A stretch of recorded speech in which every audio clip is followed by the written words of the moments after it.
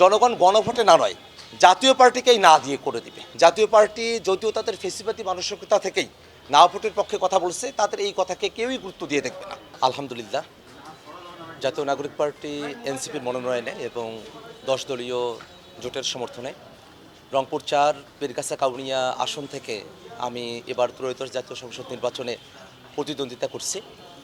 আমরা এই কাউনিয়া পীরগাছার প্রত্যন্ত অঞ্চলগুলোতে গিয়েছি, মানুষের সঙ্গে আমরা কথা বলেছি এবং সব ধরনের মানুষের থেকে আমরা অভাবনীয় সাড়া পেয়েছি।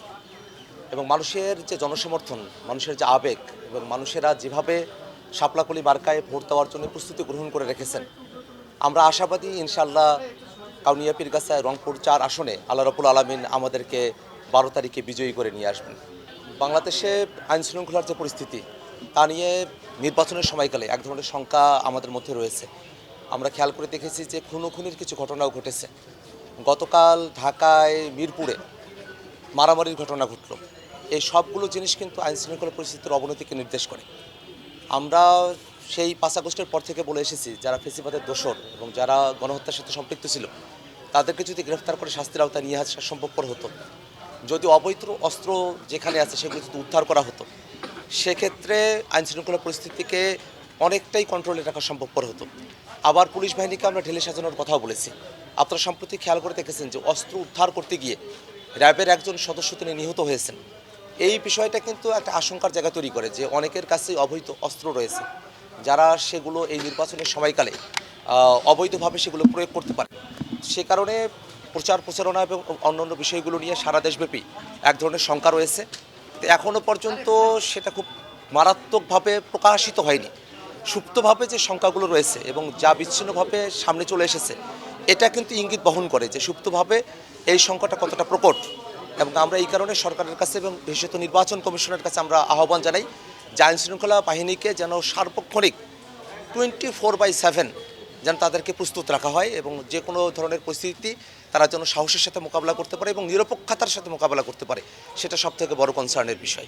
আকিজ নিয়ে এলো বিশ্বমানের বেবি ডায়াপার মাম্মাম, কটন সফট ম্যাটেরিয়াল, বাবুকে দেবে র্যাশ ফ্রি সুপার কমফর্ট। ফেসিবাদী কাঠামো থেকে রাষ্ট্রটাকে উত্তরণের জন্যই সংস্কার প্রস্তাবনাগুলো নিয়ে আসা হয়েছে।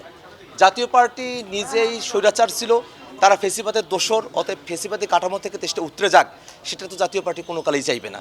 এবং এই কারণে তারা চায় যে তারা যেভাবে ফেসিবাদী কায়দায় দেশ চালিয়েছে, যেভাবে গৃহপালিত বিরোধী দল থেকেছে, তেমন করেই দেশটা চলুক। এই কারণেই জাতীয় পার্টি না ভোটের পক্ষে বলেছে।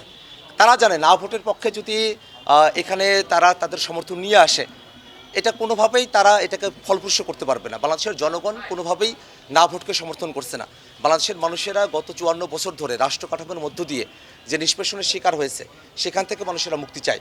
মানুষেরা একক কর্তৃত্বের বা একনায়কতান্ত্রিক যে রাষ্ট্র ব্যবস্থা, তার বাইরে এসে একটা অংশগ্রহণমূলক রাষ্ট্র ব্যবস্থা প্রত্যাশা করে। সেই অংশগ্রহণমূলক রাষ্ট্র ব্যবস্থার কিছু উপকরণ জুলাই সনদের মধ্যে বিবৃত হয়েছে। অতএব জাতীয় পার্টি যদিও তাদের ফেসিবাদী মানসিকতা থেকেই না ভোটের পক্ষে কথা বলছে, তাদের এই কথাকে কেউই গুরুত্ব দিয়ে দেখবে না। এবং আমরা মনে করি যে এই জাতীয় পার্টি না ভোটের ক্যাম্পেইন করার মধ্য দিয়ে তাদের যে ফেসিবাদী চরিত্র, সেটা আবারও নগ্নভাবে তারা জাতির সামনে প্রকাশ করেছে। এবং এই না ভোটের কথা বলাটা শুধু তাদেরকে, তারা গণভোটে যে না ভোটের কথা বলছে, জনগণ গণভোটে না নয়, জাতীয় পার্টিকেই না দিয়ে করে দিবে, এটাই এবারের বাস্তবতা।